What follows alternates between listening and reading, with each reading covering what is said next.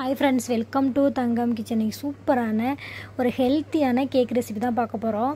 இதுல மைதா மாவு கிடையாது, பேக்கிங் சோடா, பேக்கிங் பவுடர் அந்த மாதிரி எதுவுமே தேவையில்லை. வீட்ல இருக்க இட்லி பாத்திரத்தை வச்சு சூப்பரான ஒரு கேக் பண்ணிரலாம். இதுக்கு நீங்க வாழைப்பழம் வீட்ல வாங்கி நிறைய ஆயிடுச்சுனா அதை வாழைப்பழமும் ரவை இது மட்டும் இருந்தாவே போதும். ஒரு சூப்பரான ஹெல்த்தியான டேஸ்டியான ஒரு கேக் பண்ணிடலாம். கண்டிப்பாக அந்த கேக் ரெசிபி ட்ரை பண்ணி பாருங்கள். இந்த ரெசிபிக்கு நான் நேந்திரம்பழம் யூஸ் பண்ணியிருக்கேன். நீங்கள் வீட்டில் இருக்க வாழைப்பழத்தை யூஸ் பண்ணலாம். வாங்க இந்த ரெசிபி எப்படி பண்ணு வீடியோக்குள்ளே போய் பார்க்கலாமா. கடாய் வச்சுக்கோங்க.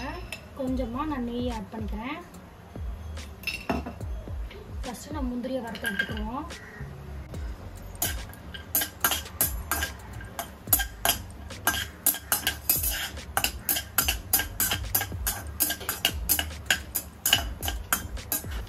கொஞ்சமாக உள்ள திராட்சை வச்சுருக்கேன், அதையும் ஆட் பண்ணிக்கிறேன். இதையும் நல்லா நெய்யில் ரோஸ்ட் பண்ணிக்கோங்க. உப்பு ரெண்டுமே நல்லா ரோஸ்ட் ஆகிடுச்சு. இதை தனியாக எடுத்து வச்சுக்கோங்க. அடுப்பு அணைக்க வேண்டாம், இதை மட்டும் தனியாக எடுத்து வச்சுக்கோங்க ஃபஸ்ட்டு.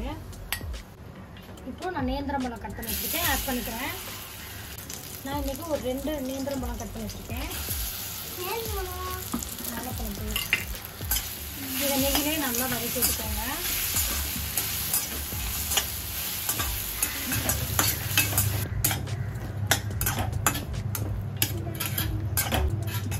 நல்லா மசிச்சு விட்டுக்கோங்க.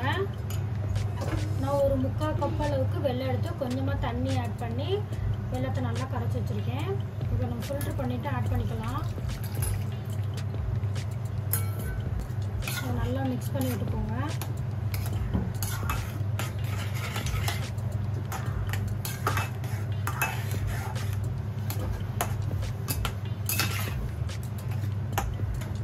அதுக்காக கொஞ்சமாக ஏலக்காய் தூள் ஆட் பண்ணிக்கிறேன்.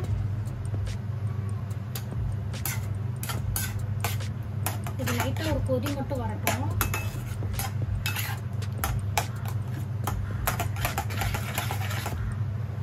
இந்த அளவுக்கு நல்லா வாழைப்பழம் வந்துட்டு மசிஞ்சிருக்கணும். அவ்வளோதான். இதை தனியாக எடுத்து வச்சுருங்க. அடுப்பு அணைச்சிட்டு எடுத்து வச்சுக்கோங்க. எடுத்துக்கோங்க. நான் 1 கப் அளவுக்கு அவல் எடுத்துக்கிறேன். நம்ம நல்லா பவுட்ரு பதத்துக்கு அரைச்சி எடுத்துகிட்டு வந்துடலாம். இந்த அளவுக்கு நல்லா பவுட்ரு பண்ணிக்கோங்க. இப்போ வந்துட்டு நான் ஒரு 1/2 கப் அளவுக்கு வந்துட்டு ரவை எடுத்திருக்கேன். இப்போ நம்ம இதையும் ஒரு சுற்றி எடுத்துகிட்டு வந்துடலாம். ரெண்டையும் சேர்த்து அரைச்சி எடுத்துகிட்டு வந்தாச்சு. நம்ம அரைச்சி வச்சதை வாழைப்பழம் மிக்ஸோட சேர்த்துக்கலாம்.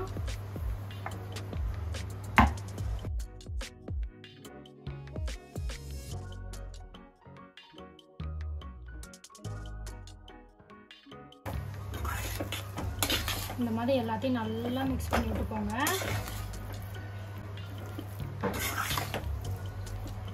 கொஞ்சமாக தண்ணி ஆட் பண்ணிக்கோங்க.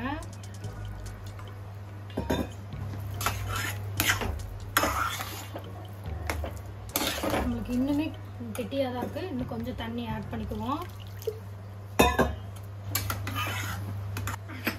நம்ம ஆல்ரெடி வறுத்து வச்ச முந்திரி திராட்சையை ஆட் பண்ணிக்குவோம்.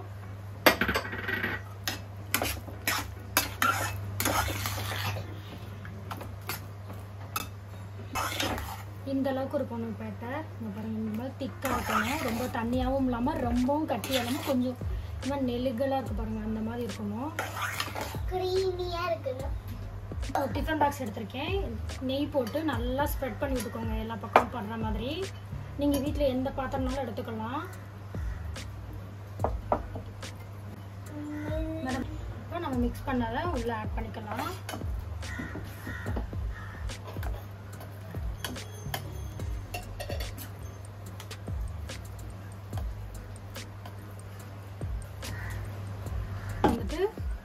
டெசிகேட்டட் கோகோனட் ஆட் பண்ணிக்கிறேன்.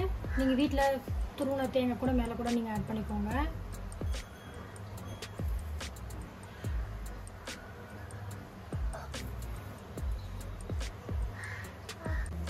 இந்த மாதிரி பாத்திரம் நம்ம ஸ்டீம் பண்ணி தான் எடுக்க போகிறோம். அதனால் பாத்திரத்தில் தண்ணி ஹீட் அடிக்குமா. நீங்கள் இட்லி பாத்திரம்னா கூட எடுத்துக்கோங்க. மேலே வச்சு ஒரு 15 to 20 மினிட்ஸ் நம்ம ஸ்டீம் பண்ணி எடுத்துக்கலாம்.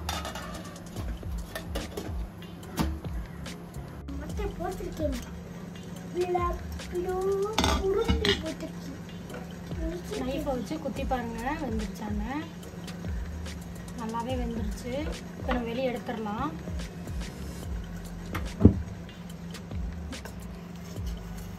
நைப்பை வச்சு சுற்றி எடுத்து விடுங்க.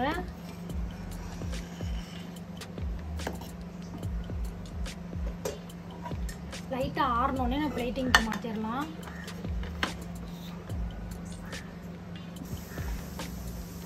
சூப்பராக இருக்கு பாருங்கள், கேக்கு மாதிரியே நம்ம அவ்வளோ அழகாக இருக்குது பார்க்கவே. லைட்டாக மேலே வந்து கார்னிஷ்க்காக டூட்டி ஃப்ரூட்டி ஆட் பண்ணிக்கிறேன். லைட்டாக டெசிகேட்டட் கோகோனட் ஆட் பண்ணிக்கிறேன்.